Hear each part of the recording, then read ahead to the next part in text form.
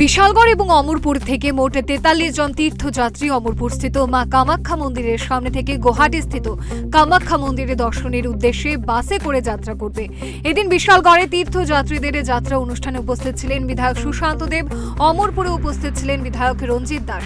সাংসদ বিপ্লব কুমার দেবের এই উদ্যোগের ফলে তীর্থযাত্রীরা বিনা খরচে কামরূপ কামাখ্যা দর্শনের সুযোগ পেলেন। এই ব্যতিক্রমী সাধুবাদযোগ্য উদ্যোগের জন্য বিপ্লব কুমার দেবকে ধন্যবাদ জানান বিধায়ক রঞ্জিত দাস। মোট 3টি বাসে করে তীর্থযাত্রীরা গুয়াহাটির উদ্দেশ্যে যাত্রা শুরু করেন মঙ্গলবার সকালে। বুধবার কামাখ্যা মায়ের দর্শন শেষে বৃহস্পতিবার পুনরায় ত্রিপুরার উদ্দেশ্যে যাত্রা করবেন তারা। সাংসদের অফিস সূত্রে খবর, আগামী দিনেও রাজ্যের বিভিন্ন মহকুমা থেকে তীর্থযাত্রীদের দেশের অন্যান্য তীর্থক্ষেত্র দর্শন করানোর পরিকল্পনা রয়েছে। বিপ্লব কুমার দেবের উদ্যোগে কামাখ্যা মায়ের দর্শনের সুযোগ পেয়ে খুশি তীর্থযাত্রীরা।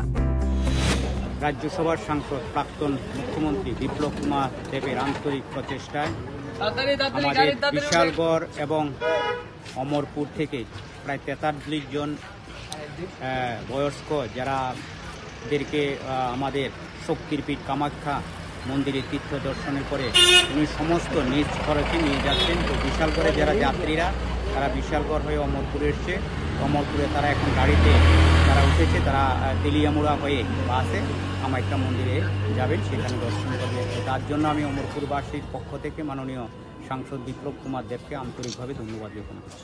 সাংসদ বিপ্লব দেবের উদ্যোগে যে অনুষ্ঠান প্রবীণদের নিয়ে যে একটা তীর্থ করা, এটা বিশেষ করে আমরা তো সনাতনী ধর্ম, তো আমরা তো আমাদের নিয়ে কামাখ্যা বাড়িতে যাবে, আপনারা যাচ্ছেন আমাদের নিয়ে, এটা আমাদের খুব আনন্দের ব্যাপার।